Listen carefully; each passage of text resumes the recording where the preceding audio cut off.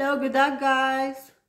Alam niyo ba guys, nung nasa Pinas ako, nainis ako sa mga kapitbahay ko dun sa Pinas. Bakit?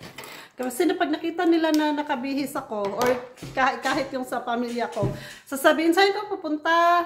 Tapos, pag may binili kayo na may dineliver sa bahay, saan nyo yan binili? Magkano bilhin nyo yan? Diba? Mga ganun. Pag may kasama kang hindi nila kilala, tinatanong ka, sino yung kasama mo? Ganyan.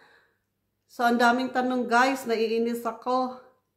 Pero, nung naluwating na ako dito sa Norway, ayan yung mga kapitbahay ko guys. Ayan. Ayan, ang dami. Tapos ito yung bahay namin, diba? Ito. Tapos yun, may kadikit kami na bahay. Tapos, ito din sa kabilang side, meron din. Ayan. So, kaya hindi ako makapag-videoke dito.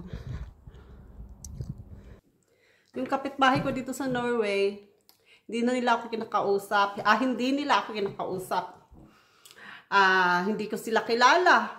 Kung tao ba sila o ano, kung sino yung mga nakatira doon sa bahay na pinakita ko sa inyo. Tapos, hindi nila ako kilala.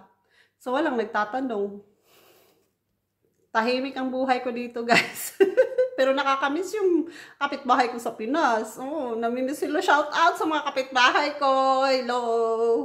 Okay.